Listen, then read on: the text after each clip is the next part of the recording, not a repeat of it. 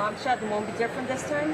And the mugshot, you know what it's going to be? It's going to be the most iconic photo in the history of U.S. politics, if not perhaps the history of the United States. Arguments against that right now, and I want to see how it goes. So, you know, I'm not worried about that one at all. I think, you know, that will only help him, as the other indictments have, because they've gone so far. They've taken decency to a whole nother level. Just, you know, if Don Jr. were Hunter Biden, just reverse the roles on the parties right now.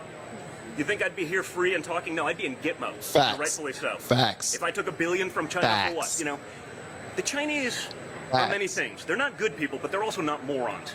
They don't invest $1 billion with a because they have an ESG or a DEI policy. Bro, did he say $1 billion worth of head, bro? You can't say Joe, this is not a good look for you, Joe. It's not a good look for you, man. And it's like, where's the lie? You know, they don't say, well, we need to diversify our portfolio of managers by investing with a head. They don't do that. They didn't give Hunter Biden anything because he was a skilled businessman or investor.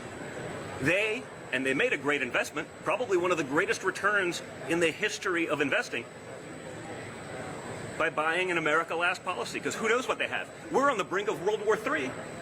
Barely anyone even talked about this other than Nikki, who wants to keep going to war.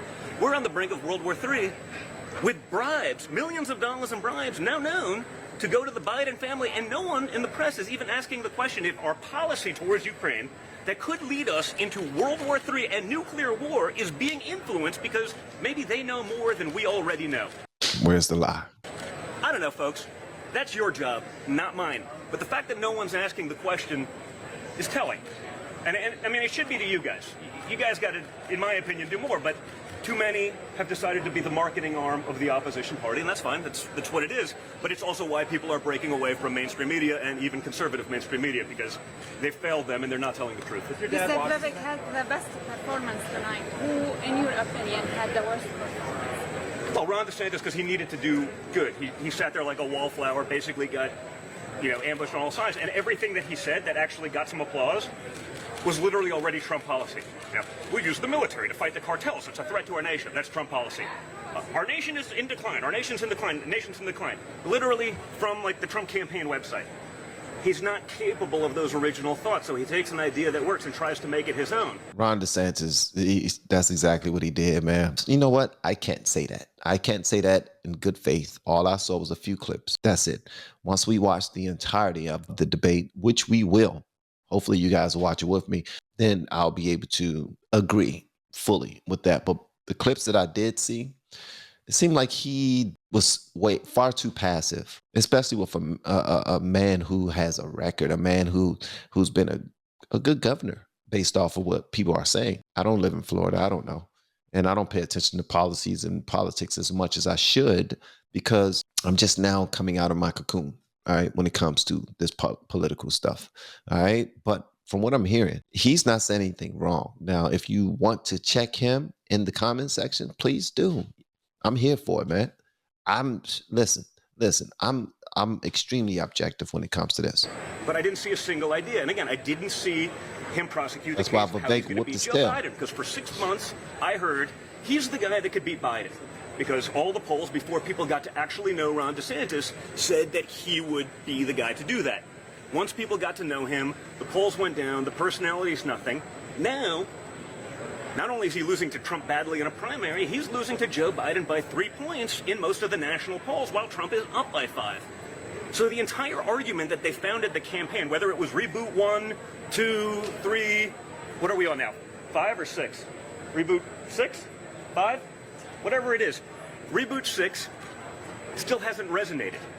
And after tonight, it didn't. So he's the guy that needed to actually perform and didn't. You know, Vivek, I think, landed some great shots, and he made some incredible points. He had original thought, and more importantly, it wasn't robotic. Right? Does that make sense? Vivek had a point to prove. Vivek came there ready to fight. Vivek has been doing nothing but preparing for that moment. And some people may say that he stood up to the moment, and there are others who say that he did not. He was just performing. So that, you know what I mean, I'm looking forward to the next debates, because it's just going to get better and better. And I'm wondering which one of these will Trump be in. You know, he wasn't reading And they need to let Larry Elder be a part of it too. That's just my opinion. from a script like that he just memorized. He's trying to remember the points, and, you know, and saying that even sort of when DeSantis did the interruption, to me it was so fake. It was like a scripted interruption, right? And Fox News obviously giving him the, well, don't you think it'd be important to do the veterans thing so he can throw that in there? It's wonderful, but like, again, another reason to your point, why would Trump go do a thing that's probably set up to be worked against him? I understand why Fox would want it. Right? It'd be great for their ratings and their business. Instead, he did something else, and I think they're pushing 90 million viewers already. So, I mean, Trump won. On the stage tonight, I think Vivek performed the best. DeSantis needed a breakout moment, and, I mean, it was... Christie tried, but, bruh, only thing he brought to the table was, I want to attack Trump. What do you think about Christie? You know, I don't know. I didn't speak to him. So I spoke to him last night, sort of literally, you know, joking about the insanity of what will ensue tomorrow. But, you know, again, as I said, that would, to most people, normally be, you know, pretty somber moment, pretty trying. But I think for us at this point, it's just, you know, Tuesday. What do you make just of another day? What do you make of Christie saying your father is too afraid to debate? I don't know. I got it. You know, I like what he said. Of the things that he said, it actually resonated. I like the spirit. I like the fight. I like that he's an entrepreneur, not a bureaucrat. He actually started businesses. You know, to call balls and strikes. I don't know where he was in 20 or 18 or 16. So, and again, you can change your political views. You got to sell that to the American people. Is it viable, or are you a good marketer? Right. So, but Trump Jr. is making a lot of great points, man. I mean, yeah, you're a billionaire. Well, are you a billionaire? I'm talking about Vivek Ramaswamy. He's a businessman. He's an entrepreneur, self-made, a real American dream story. His parents, immigrants, 40 years they came over here. He's 38 years old. You know what I mean? He was able to do everything possible to being his family was able to do everything possible for their family. And he matched it. He matched their energy by being a student of life, trying to be the best at every single thing he did. And record shows that he actually was. But as Trump Jr. just now pointed out, he was like, but where were you in 2020, 2019, 2018, 2017, 2016? Where were you? You wasn't voting then. Like, where were you? What were you doing? What were you a part of then? Like, you were building your legacy. We get that. That's what you're supposed to do. Do your thing. But when it comes to the country, putting the country first, where were you on that? You weren't. You were putting yourself first. Or were you? But even that, when you're looking through somebody else's window, you don't know what's going on in their house. You don't. On the stage tonight, he's the only one that actually performed him, as far as I'm concerned. There was a robust discussion about abortion on stage. What was the Trump team's response to I thought Nikki Haley did well. how the candidate? The little bit I've seen. You know what? I don't even know. You gotta check with the Trump team. I was on the stage and then I can't hear, so I speak, you know, off the cuff and from the heart, and that's what I do. So you're being kicked out. Why? Because Fox News won't let me back there. I was told some people were going to let me speak, but apparently, you know, like when I was booked a few weeks ago, again, sorry if I'm repetitive, but some people, I see new faces. So, you know, I was booked a few weeks ago when my father was first indicted to speak about my father's indictment, which I would think I would be a reasonably good surrogate for. But apparently 5 minutes before that interview, it was canceled. I guess they found someone better. So I imagine that was corporate saying you can't have Trump on. I haven't been on Fox News myself since August of last year.